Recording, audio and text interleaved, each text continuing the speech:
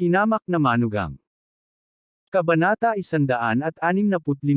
Nang marinig niyang sinabi ni Jane Lewes ang diborsyo, naabot ni Helena ang kanyang layunin at mabilis siyang hinayla palayo. Natigilan sandali si Alex Dixon at gusto siyang habulin, ngunit pinigilan siya ni Mark Lewes. Mark Lewes had a gloating expression and slanted his eyes as he said, "Basura, narinig mo ba yon? Pumayag na ang asawa mo na maghiwalay. Bilisan mo umalis ka sa bahay ko. Tumigil ka na sa pagsasalita." Mabilis na pinandilatan siya ni Lewes Mingfeng, pagkatapos ay tumawa si Alex Dixon. "Alex, ako, bilang tiyuhin mo, ay hindi maaaring makipag-usap sa pagitan ninyo ni Jane. Kayo na ang bahala dito." Ang dahilan kung bakit niya ito sinabi ay dahil natatakot siyang masaktan si Su Chingcheng.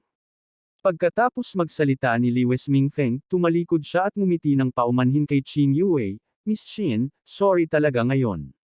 Walang relasyon si Helena sa Lewes Company namin na iyon. Hindi ba sinabi ni Chief Zhang sa iyo ang tungkol sa kooperasyon?" Punong Zhang. Malamig na tumingin sa kanya si Qin Yue at itinaas ang kanyang kilay. "Nako, naalala ko na. Yung Zhang Wen na hinanap ako ng ilang beses." Nakita ni Lewes Mingfeng na naalala niya at kaagad na masayang sinabi, Oo, si Chief Zhang ang humila ng tali." "Oh, nagbago ang isip ko." Diretsyong putol ni Qin Yue. Naiinip niyang sinabi, sa isang maliit na tungkulin tulad ni Zhang Wen, maaari mo bang anyayahan si Boss Su? Sa tingin ko ito ay dahil kay Alex Dixon. Nag-aatubili siyang pumayag na kumain, para hindi makasama sa Lewes family, napakasamang sitwasyon. Gayunpaman, ang iyong Lewes family ay sinipa na si Alex Dixon palabas ng bahay. Kung gayon hindi na namin kailangang makipagtulungan. Agad na napatulala si Lewes Mingfeng. Isang patong ng malamig na pawis ang lumabas sa kanyang noo. Mabilis niyang ipinaliwanag, "Miss Qin, ito ang problema ng pamilya nila ngayon. Wala itong kinalaman sa Lewes Company." Malamig na ngu si Qin Yue, "Kung gayon, hindi na natin kailangang magtulungan. Kung ang family lang, paano sila magiging parang umupo sa iisang tulad ko at ni Boss Su?" Pagkatapos niyang magsalita, pumunta si Su Chingcheng sa tabi ni Alex Dixon at mahinang nagsabi, "Masyadong maingay dito. Punta muna tayo sa private room." Mabigat ang puso ni Alex Dixon. Tumango siya at tumalikod para maglakad papunta sa private room. Noong una ay gusto niya itong habulin, ngunit nang maisip niya ang galit ni Jane Lewes ngayon, mas mabuting maghintay hanggang mamaya para umuwi at magpaliwanag. Pinagmasdan niya ang grupo ng mga tao na pumasok sa private room. Nagalit talaga si Lewes Mingfeng, at bumagsak siya sa lupa. Hindi niya maintindihan kung paano ang isang basurang tulad ni Alex Dixon ay makapagpapatingin sa kanya sa batang may bahay ng Su family sa isang bagong liwanag, at kahit nasabihin ang isang bagay tulad ng pakasalan siya. Si Mark Lewes ay nagngangalit ang kanyang mga ngipin at sinabi, "Itong uri ng basura, karapat-dapat ba siyang makasama si Su Chingcheng?" Siguradong puno ng kalokohan ang bibig ni Alex Dixon, at niloko niya ito para makuha ang tiwala. Kung may pagkakataon, dapat kong ilantad siya. I-save mo. Galit na umungal si Lewes Mingfeng at naglabas ng galit sa kanyang anak. Walang kwentang tao si Alex Dixon. Sa bibig pa lang niya, niloko na niya talaga ang mga babaeng ito. Marami ka nang nilalaro na babae dati, bakit hindi ka matuto sa kanya? Namumula ang kanyang mukha, at ang kanyang puso ay puno ng galit at hinanakit. Kung hindi nagdulot ng gulo si Helena at hindi nagpakita rito si Alex Dixon, maaaring nakipag-ugnayan siya kay Su Chingcheng. Ang Alex Dixon na ito ay simpleng jinx ng Lewes family. Tuldok, tuldok, tuldok. Si Su Chingcheng ay naglakad sa harap habang si Alex Dixon ay nakasunod sa kanyang likuran. Papasok pa lang siya sa pribadong silid, sinundan siya ni Ming Nooran at Bo Mulong, "Kuya Alex, may sasabihin ako sa iyo." Si Alex Dixon ay nabalisa at naisip lamang ang tungkol sa diborsyo ni Jane Lewes. Kumunat ang noo niya at sinabing, "Ano yun?" Ang magagandang mata ni Su Chingcheng ay sumulyap sa kanya. Sinulyapan siya ni Ming Nooran at tumalikod para maglakad papunta sa pribadong silid.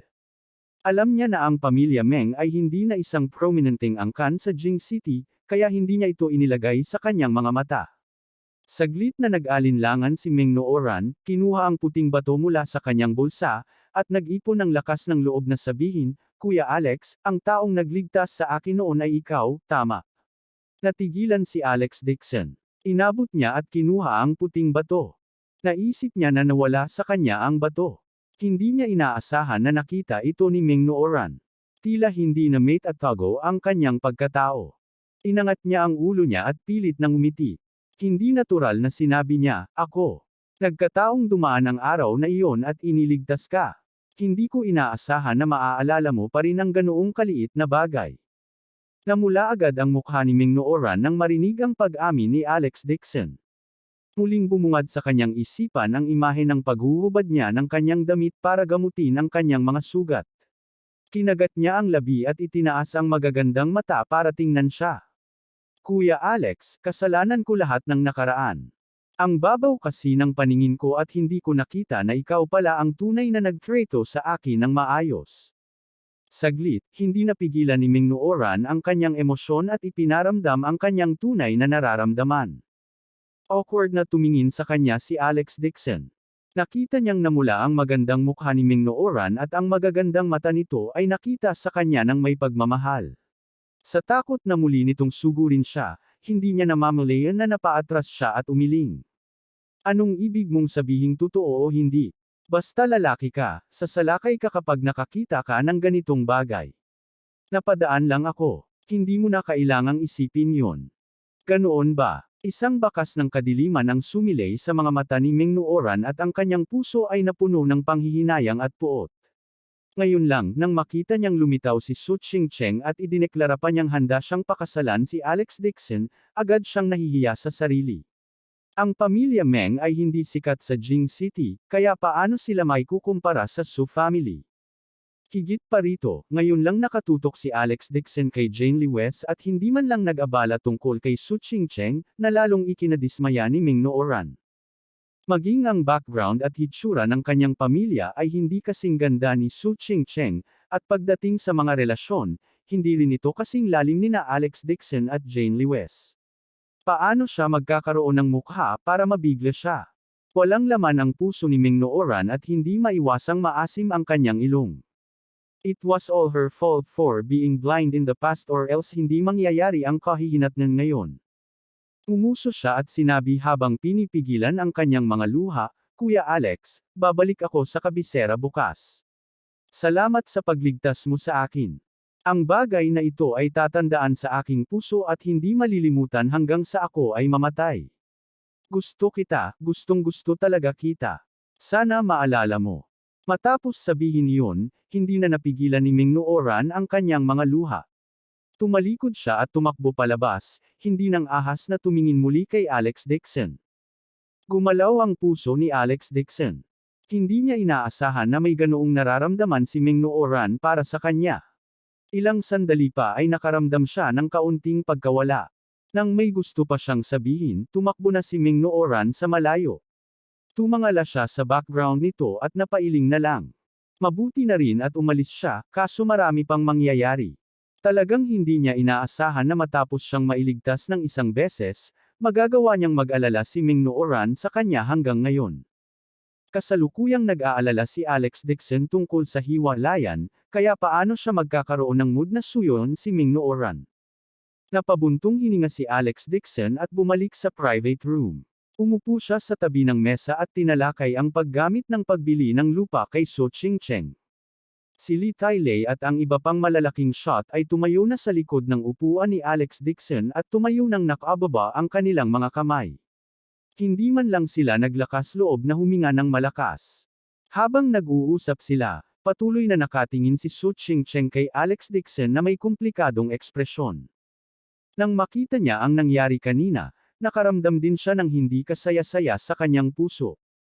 Hindi niya lubos akalain na ganoon kaseryoso ang pakikitungo ni Alex Dixon sa kanyang asawa. Nakaramdam din si Su Chingcheng ng kawalan ng pakiramdam sa kanyang puso. Bago siya dumating, naisip niya ang eksena pagkatapos makita si Alex Dixon ng hindi ilang beses. Pero ngayon, hindi niya masabi ang gusto niyang sabihin. Napalunok na lang siya pabalik. Si Alex Dixon ay nabalisa sa kanyang puso, at ang kanyang puso ay hindi na matamlay. Matapos magmadaling pag-usapan ang gamit ng pagbili ng lupa, nakahanap siya ng dahilan para umalis, naiwan si Lee Tailei upang samahan siya. Ang Su family ay nagbigay daan sa maraming kita. Hanggat ito ay 1.5 bilyon, ibibigay nila ang parehong piraso ng lupa. Ito ay lubhang kasiyas-saya. Kahit si Lee Tailei ay nakikita na ang gayong halatang pagkawala ng negosyo ay dulot ng sadyang paglipat ni Su Chingcheng ng lupa kay Alex Dixon sa mababang presyo. Isa pa, parang napaka-attentive niya. Sa kabaligtaran, ang ekspresyon ni Alex Dixon ay malamig, at ang kanyang puso ay hindi matamlay. Lihim na idinikit ni Lee Tailei ang kanyang dila sa kanyang puso. Hindi niya alam kung anong klaseng relasyon meron silang dalawa, pero isa lang ang alam niya. Ang background ni Alex Dixon ay higit pa sa langit kaysa sa naisip niya. Kabanata 166. Sa pribadong silid, hawak ni Su Chingcheng ang isang baso ng red wine at nakasimangot. Si Qin Yue at Su Chingcheng lamang ang naiwan sa mesa. Maraming beses niyang naisip ang eksena ng pagkikita nila ni Alex Dixon. Naisip na rin niya ang ugali nito matapos siyang makita, ngunit hindi niya inaasahan na ganito pala ito kakulit. Noong kumakain sila kanina, hindi pa nasesire ang loob ni Alex Dixon.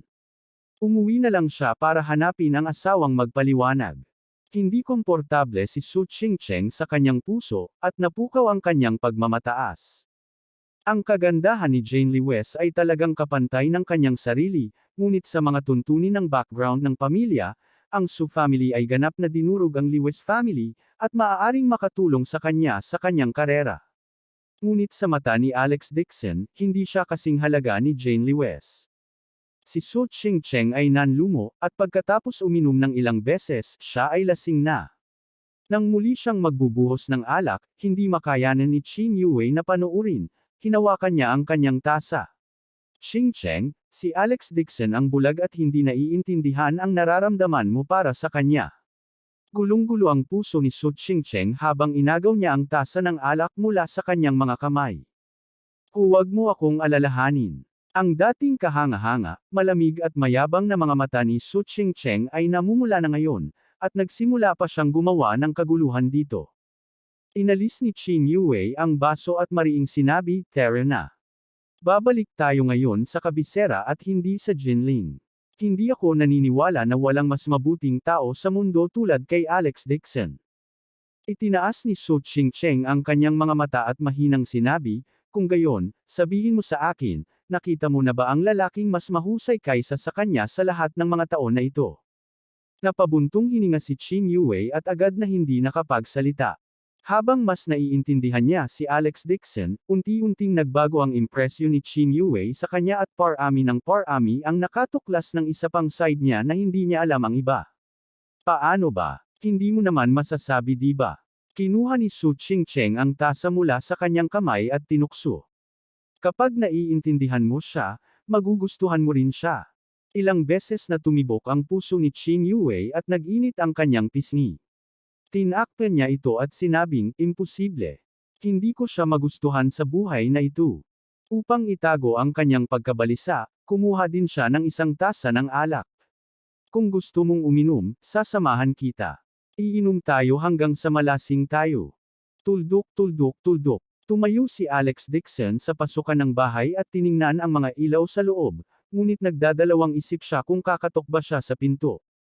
Nagdulot ng malaking kaguluhan ang usapan ngayon. Nagsama-sama ang ilang babae. Ang kanilang biyenan ay sinampal pa ng mga bodyguard ni Su Chingcheng. Sa init ng ulo ni Helena, siguradong magkakagulo siya pag-uwi niya. Walang pakialam si Alex Dixon sa pagtatampo ni Helena. Anyway, nakasanayan na niya. Ang inaalala niya ay ang ugali ni Jane Lee West. Hindi niya alam kung ano ang nakita ni Jane Lee West. Malamig, disappointed, at may luha pa nga sa mga mata ang paraan ng pagtingin niya sa kanya kanina. Pinasakit nito ang kanyang puso. Sigh.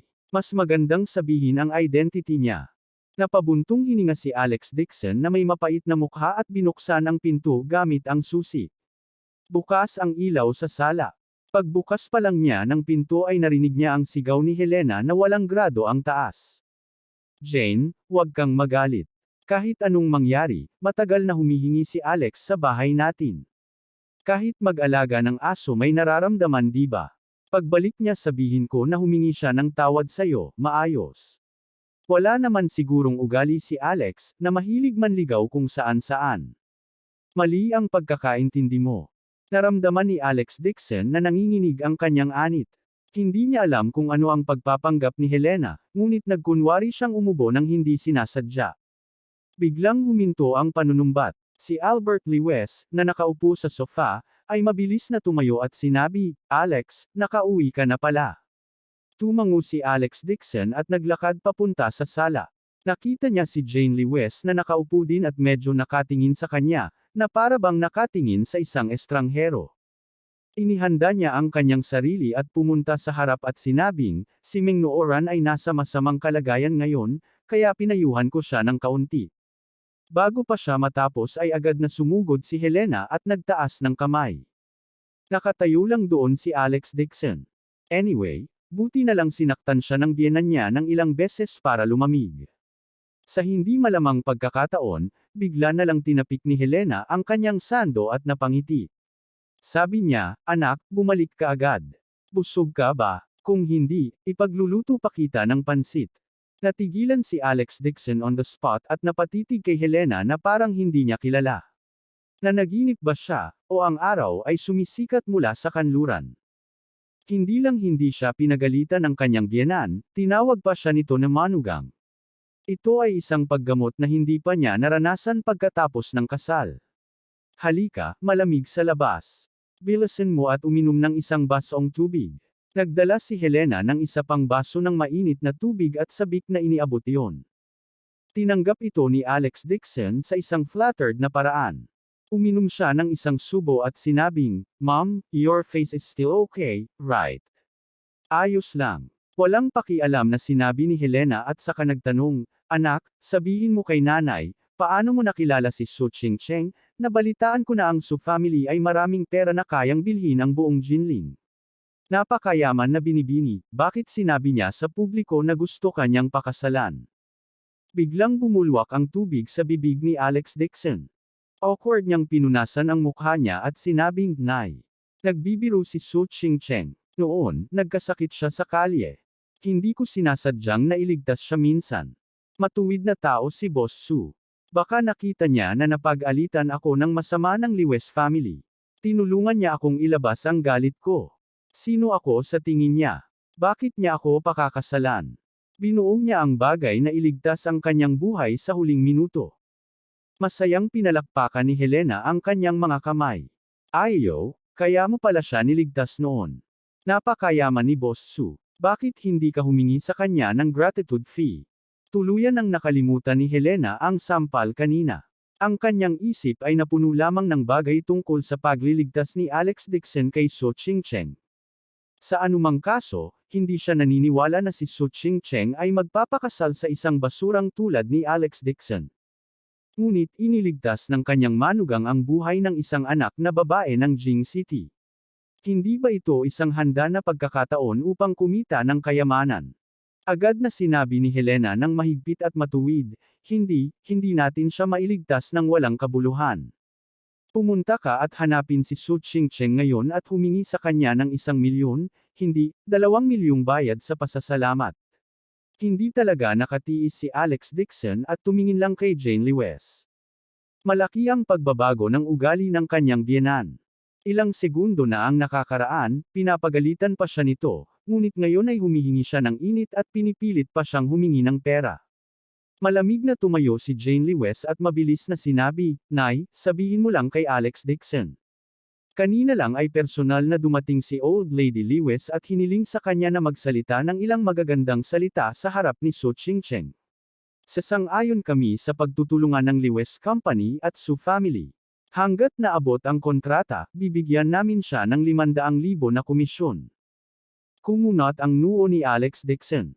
Hindi nakapagtataka kung gaano kasigla si Helena sa kanya. Dahil iyon sa utos ng matandang ginang. Sa katunayan, pera lamang ang makakapigil sa biyenan. Malamig na bumuntong hininga si Jane Lewes, ang paborebleng mga tuntunin ng kontrata ay nasa panig ng Lewes family. Pinakamalaki ang kita. Gusto mo bang si Alex Dixon na mismo ang makipag-ayos sa ganitong uri ng overlord contract? Huwag mong sabihin na ang Su family ay papayag. Hindi ako papayag, kahit ako iyon, hindi ako pipirma. Malungkot na sinabi ni Helena, sinabi na ni Su Chingcheng na gusto niyang pakasalan siya. Ano ang masama sa pagpirma ng kontrata? Hindi nakaimik si Alex Dixon. Ginamit talaga siya ng kanyang biyenan bilang bargaining chip para ipalit sa kontrata sa Lewes family.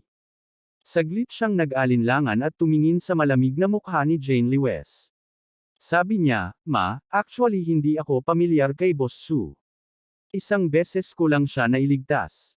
Huwag mong sabihin sa akin ang mga bagay na ito." Tinitigan siya ni Helena at bastos na binyantaan, "Anyway, I will put my words here. Kung hindi ka makapirma sa kontrata, mawawalan ako ng 500,000 yuan. Bukas, hihiwalayan mo si Jane." Nanay. Biglang nagalit si Jane Lewes at tumayo at malamig na sinabi, "Divorce is my own matter. You guys don't need to care about it. Aalis ako bukas." Pagkatapos niyang sabihin iyon ay umalis na siya nang walang sabi-sabi. Bumalik siya sa kwarto at nilock ang pinto. Anong kasal? Hindi pa nababayaran ang mga gastusin ng papa mo sa pagpapagamot. Bibigyan mo ako ng 1,000,000 yuan pagkatapos ng diborsyo. Sambat ni Helena habang tumatalon sa kanyang mga paa. Awkward na tumayo si Alex Dixon sa sala. Sasabihin niya ang totoo, ngunit tumanggi ang kanyang biyenan na suportahan ang diborsyo. Ang kasal na ito, hindi pa rin maghihiwalay. Kabanata 167. Tungkol sa diborsyo, pag-uusapan natin ito mamaya. Mabilis na lumapit si Helena at sinabing, "Kailangan mo akong tulungang ayusin ang kontrata." Humingi ka rin ng 2,000,000 kay Boss Su. Ang kanyang buhay ay hinirang ng 2,000,000 anuman ang mangyayari, tama ba? Anong divorce? Hindi ito kasing halaga ng pagkuha ng pera. Kung naghiwalay ang mag-asawa, saan niya kukunin ang ilang milyon? Tumayo si Albert Lewes na madilim ang mukha at mabilis na sinabing, "Huwag mong himukin si Alex na humingi ng pera. Lewes family ay hindi kayang mawala ng mukha ng ganito." Pagkatapos niyang sabihin iyon, tumingin ulit siya kay Alex Dixon at sinabing, "Jane mentioning the divorce, don't take it seriously. In the future, huwag kang makihalubilo kay Boss Su. Kung hindi, hindi magiging malungkot si Jane." Masasabi ni Alex Dixon na ang tono ng biyenan ay may pahiwatig ng babala. Nagmamadali siyang tumango at sinabing, "Naiintindihan ko." Si Albert Lewes ay tumango bilang kasiyahan at tumalikod upang bumalik sa bahay. Si Helena ang nanggugulo tungkol sa hiwalayan ng mag-asawa. Hindi niya ito sinuportahan kailanman. "Huwag kang makinig sa maldita na matandang iyon." Pinandilatan ni Helena si Albert Lewes. Lumapit siya kay Alex Dixon at sinabing, "Matagal ka nang kumakain at umiinom sa Lewes family. Maayos ang pakikitungo ko sa iyo. Kung hindi mo man lang mapirmahan ang kontrata, huwag mo akong sisihin sa pagtalikod sa iyo." At hinayla si Jane sa Civil Affairs Bureau para makipagdiborsyo. "Mom, I will try my best." Nakahinga ng maluwag si Alex Dixon. Hanggat sumuko si Jane Lewes sa ideya ng diborsyo, ang isang kontrata ay wala. Wala siyang pakialam sa isang kontrata. Magandang manugang. Hindi katakatakang pinalaki ka ng Lewes family ng libre sa napakaraming taon. Agad na namulat sa tuwa si Helena at nakiusap, "Wag mo nang pansinin Jane. Basta't hindi ako bibitaw, kung naglakas loob siyang hiwalayan ka, hindi ko siya kikilalanin bilang anak ko." Umiti ng mapait si Alex Dixon at tumango. Kadalasan, ang kanyang biyenan ay isang manggugulo lamang, ngunit hindi niya inaasahan na sa krusyal na sandali, ang kanyang biyenan ay tutulungan siya ng hindi sinasadya. Kahit na ito ay para sa pera. Si Alex Dixon ay walang pakialam sa pera. Kung ikukumpara sa kanyang asawa, maaari siyang malugi. Nilock ni Jane Lewes ang pinto sa likod niya. Ilang beses kumatok si Alex Dixon sa pinto pero hindi sumasagot. Akala niya galit pa rin ito kaya sa sofa na lang siya sa sala matulog.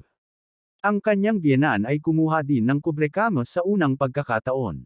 Paalala nito sa kanya, "Tandaan mong humingi ng pera kay Boss So bukas. Napakayaman niya, ano bang masama kung bigyan tayo ng ilang milyon? Ang lakas ng loob mong hilingin. Sa sofa lang natutulog si Alex Dixon. Bagamat mas komportable ito kaysa matulog sa sahig, gustong-gusto pa rin niya. Nagpadala na ng mensahe si Jane Lee West na makikipagdiborsyo siya kinabukasan. Kahit na pinipigilan siya ng kanyang biyenan, alam ni Alex Dixon ang kanyang init ng ulo at nag-aalala pa rin. Kung talagang determinado siyang hiwalayan, maaari niyang malaman ang kanyang pagkatao. Kinaumagahan, nagising si Alex Dixon sa ingay sa sala at agad na bumangon. Tumingin siya sa kwarto at nakita niyang bukas ang pinto at walang Jane Lee West sa loob, kaya nagtanong siya. Dad, nasaan si Jane? Si Albert Lee West ay gumagawa ng tsaa at sinabi ng hindi tumitingin, natatakot ang nanay mo na makipagdiborsyo sa umaga, kaya pinilit niyang magtrabaho ng maaga. Huwag makinig sa kalokohan ng iyong ina. Pumunta at hanapin si Boss Sue. Paano ka magpapakapal ng balat at humingi ng pera sa iba? Nakahinga ng maluwag si Alex Dixon. Naisip niya na ang kanyang biyenan ay medyo makatwiran sa ganitong uri ng bagay. Gayunpaman, may mga kaibigan pa rin ang kanyang biyenan. Pagdating sa pera, nag-iba agad ng ekspresyon si Helena. Nakita niya ang kontrata sa mesa. Binuhat niya ito at sinabing, Tay, lalabas muna ako saglit. Ito ang ipinadalang kontrata ng Lee West family kagabi. Casual na binaliktad ito ni Alex Dixon at umiling nang makita ito. Tulad ng sinabi ni Jane Lee West, ang kontratang ito ay isang bukas na pagnanakaw.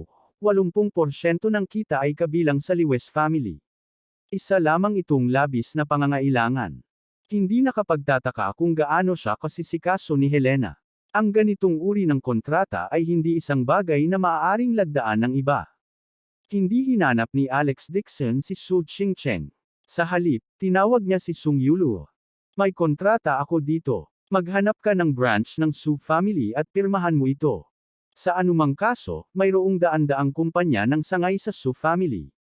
Malaki ang impluensya ng pamilya Dixon sa Jing City. Ang ganitong uri ng maliit na kontrata ay isang salita lamang mula kay Sung Yulu.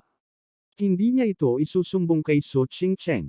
Sumang-ayon si Sung Yulu at magalang na nagtanong. Third young master, may nangyari sa Su family kamakailan.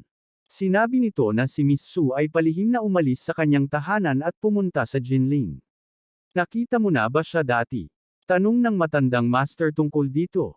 I have met her once, just to discuss business. Malumanay na sabi ni Alex Dixon, may iba pa siyang gagawin, at wala siyang oras para kausapin ako. Pwede ka na lang bumalik ng ganito. Oh, by the way, kumusta ang sitwasyon sa Dixon family sa Jing City? Saglit na nag-alinlangan si Sung Yulu at sinabing, kahapon, nagsagawa ng family meeting ang pamilya Dixon para pag-usapan kung sino ang mamahalin sa mga usapan ng pamilya sa pagitan mo at ni Dixon Yulong. Ngunit matiyak si third young master na nasugpo, na ang bagay na ito, ni old master. Ikaw ang tagapagmana ng Dixon family. This will never change. Nakuha ko. Ibinaba ni Alex Dixon ang telepono at umupo sa kotse para pag-isipan ito. Itong si Dixon Yulong, na tiyuhin din niya, ay palaging iniisip ang kanyang mana sa pamilya.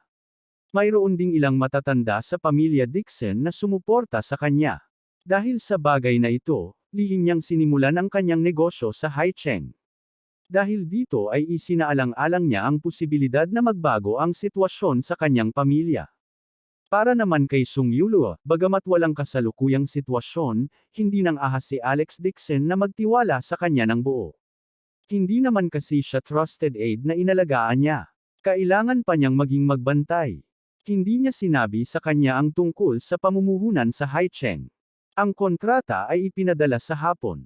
Inuwi ni Alex Dixon ang kontrata, ngunit si Helena lang ang nakita niya. Nakita niyang mahigit 5 na pala, kaya nagtanong siya. Hindi ba umalis si Jane sa trabaho? Talagang pinirmahan ang kontratang ito. Todo ngiti si Helena habang kinukuha ang kontrata at mabilis na lumabas ng pinto. Anak, pirmahan mo ako ng ilang kontrata sa darating para makakuha ako ng komisyon. Napakadaling makakuha ng 500,000 yuan. Napakaganda. Madaling makuha ang perang ito. Ayaw ni Helena na makipaghiwalay ngayon si Alex Dixon. Gusto niyang tulungan siya nitong pumirma ng 8 o 10 kontrata para kumita. Nang makitang si Helena ay nag-aalala lamang sa kontrata, si Alex Dixon ay maaaring magmaneho sa Lewes Company. Binalak niyang sunduin ang asawa at bumaba sa trabaho bago kausapin si Jane Lewes. Sa ibaba ng kumpanya, naghihintay si Alex Dixon hanggang sa halos dilim na at hindi nakitang lumabas si Jane Lewes. Agad siyang pumasok at nagtanong sa front desk. Sinuri ng front desk, may isang kliyenteng nag-welcome ng hapunan. Tinawag ng kliyente si Designer Lewes na dumalo, kaya pumunta siya. Sino ang kasama niya? Lewes Mingfeng, Presidente Lewes, sabay silang umalis, sabi ni Chen Ying. Kumunat ang noo ni Alex Dixon. Matagal nang ayaw ni Jane Lewes kay Lewes Mingfeng. Bakit siya pupunta at tumanggap ng mga kliyente? Dito, may mga kawani ng opisina sa kumpanya sa panahon ng bukod sa ordinaryong welcome banquet. Si Jane Lewes ay hindi nagkaroon ng pagkakataon. Pinigil niya ang kanyang pagdududa at tinanong ang pangalan ng restaurant. Agad siyang nagmamaneho papunta doon. Tuldok, tuldok, tuldok. Sa private room ng restaurant. Malamig na umupo doon si Jane Lewes at itinaas ang ulo para tingnan ang pinto. Sa mesa, casual na nakikipag-chat si Lewes Mingfeng sa ilang empleyado ng kumpanyang kasama niya. Siya ay naiinip at sinabi, hindi mo ba sinabi na si Sister Liu ay nanggaling sa Jing City ngayon? Bakit wala pa siya? Si Sister Liu ang dati niyang kliyente. Nakatulong siya sa kanya na magpakilala ng maraming kontrata at pinakitunguhan siya ng mabuti. Nagpapasalamat si Jane Lewes sa kanya, kaya gumawa siya ng exception at lumapit. Tumawa si Lewes Mingfeng at sinabi, walang nagmamadali. Baka na late pa ang eroplano. Maghintay pa tayo ng konti. Ganoon ba? Tiningnan ni Jane Lewes ang oras. Halos alas 7:30 na at may bakas ng pagdududa sa puso niya. Kung hindi ako dumating kaagad, babalik ako. Sa sandaling ito, itinulak ang pinto ng pribadong silid at isang mabait na mukhang nasa katanghaliang gulang na babae ang pumasok na nakangiti. Tumangala si Jane Lewes at agad na nakahinga ng maluwag at ngumiti, Sister Liu. Please take a seat. Jane, long time no see. I have missed you. Umiti si Sister Liu at lumapit sa kanya para yakapin siya. Tuwang-tuwa si Jane Lewes at nang uupo na siya, bigla niyang nakita ang ibang tao na lumabas mula sa likuran ni Sister Liu at agad na nagbago ang ekspresyon ng mukha niya habang mahigpit na nanunumbat. Bakit ka nandito? Kabanata 168. Nagulat si Sister Liu kay Jane Lewes, pagkatapos ay tumingin kay Gao Junwei, na nasa likod niya, na may pagtataka na ekspresyon. Mabilis na tumayo si Lewes Mingfeng at nakangiting sinabi, Jane, si Junwei ay galing kay Haicheng ngayon. May relasyon ang kanyang ama kay Sister Liu kaya tinawagan ko siya. Napakagatlabi si Jane Lewes at sa sobrang galit ay nanginginig ang buong katawan. Naiinis siya nang makita si Gao Junwei, pero tinawag talaga siya ni Lewes Mingfeng. Nakabenda pa rin ang braso ni Gao Junwei. Umiti siya na parang walang nangyari at sinabing, Jane, galit ka pa rin ba sa akin? Ayaw ni Jane Lewes na abalahin siya. Pinipigilan niya ang kanyang galit at sinabing, Sister Liu, pasensya na. May gagawin ako ngayon. Hihingi ako ng tawad sa iyo bukas. Maghintay. Tumayo si Lewes Mingfeng at nakasimangot na sinabi, sa wakas ay dumating si Sister Liu sa Jinling. Kung hindi mo ibibigay ang kanyang mukha, iyan ay masyadong masama. Kung may mangyari kay Jane, hindi mahalaga. Mabilis na sabi ni Sister Liu. Tinitigan ni Lewes Mingfeng si Jane Lewes at sinabing, huwag kalimutan, kinakatawan mo na ngayon ang kumpanya ng Lewes. Higit pa rito, lilipad si Sister Liu sa Lu City bukas ng umaga. Kung gusto mong humingi ng tawad sa kanya, wala kang pagkakataon. Naging seryoso ang tono niya, na ikinagalit ni Jane Lewes. Napaupo na lamang siya ng may malamig na mukha. Nakahinga ng maluwag si Lewes Mingfeng at sinubukang ayusin ang mga bagay gamit ang isang ngiti. Wala lang. Konting conflict lang sa bahay. Maliit na bagay lang. Jane, kasalanan ko to last time. Iinom ako ng 3 baso ng alak bilang parusa at hihingi ako ng tawad sa iyo. Kinuha ni Gao Junwei ang baso ng alak gamit ang isang kamay at ngumiti kay Jane Lewes bago uminom sa isang lagok. Hindi siya pinansin ni Jane Lewis dahil alam niya kung anong klaseng tao si Gao Junwei. Mabilis na binago ni Lewis Mingfeng ang paksa. Maya-maya, naging maayos na ulit ang mesa. Pagkatapos kumain, gustong umalis ni Jane Lewis, ngunit inutusan ni Lewis Mingfeng na tanggapin at samahan si Sister Liu. Mahilig kumanta si Sister Liu, kaya pagkatapos kumain, inayos ang programa na nasa isang KTV. Kinailan ni Lewis Mingfeng si Jane Lewis pabalik at gumawa ng napakasual na hitsura. Ang sabi niya, ikaw at si Alex ang mga bagay sa diborsyo, bilisan mo at huwag mo nang i-drag ang mga bagay-bagay. Pagkasabi niya nun, umiling siya at sinabing, he is poor and useless. He really don't deserve you. Malamig na sinabi ni Jane Lewis, ang problema ko, hindi mo kailangang mag-alala tungkol dito. Dahil mayroon kang malinaw na ideya, hindi ko nababanggitan ang bagay na ito. Sabi ni Lewis Mingfeng, gayunpaman, ngayon ang iyong mga opisyal ng negosyo. Sa harap ni Sister Liu, huwag kang masyadong mahihiya sa hitsura. Kung hindi, makikita ng mga tao na ang Lewis family bilang isang biro. Naiintindihan ko. Alam ni Jane Lewis sa kanyang puso na hindi dapat ilantad sa publiko ang isang pangit na pamilya. Kahit gaano pa ito kaiya sa Lewis family at Gao Junwei, hindi niya maaaring hayaang makita ito ng malalaking kliyente bilang isang biro. Sige, kung gayon ay gumaan ang loob ko. Nakahinga ng maluwag si Lewis Mingfeng. Pagkahatid sa kanila sa kotse, sabi niya, may isang kliyente na gustong makipag-usap sa akin tungkol sa isang bagay ngayon. Mauna na kayo, mamaya na ako. Tuldok tuldok tuldok. Houting KTV. Umupo si Jane Lewis sa pribadong silid at nakipag-chat kay Sister Liu.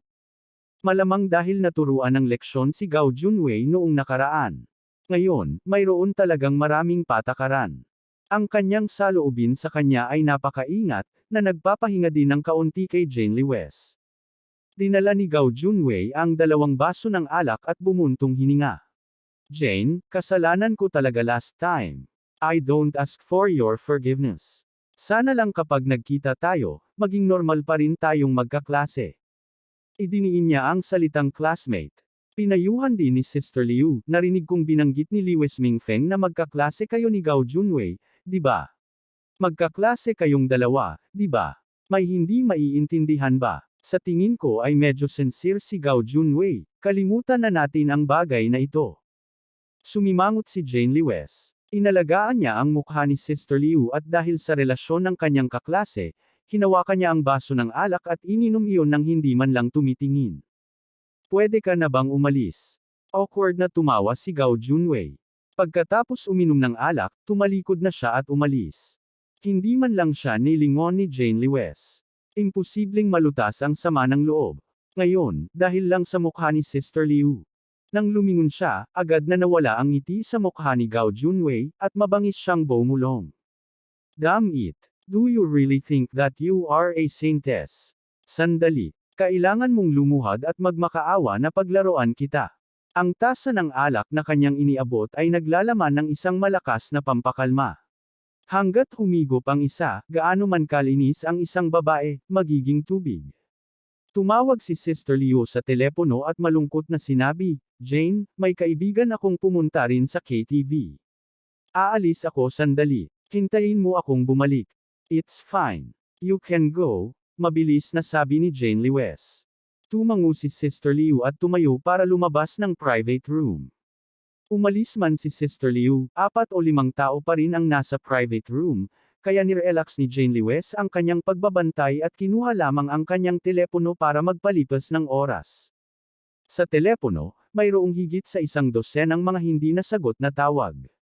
Lahat ito ay galing kay Alex Dixon. Nagalit si Jane Lewis nang makita ito, kaya pasimple niyang pinatay ang telepono. Hindi niya alam kung anong klaseng alak ang nainom niya ngayon.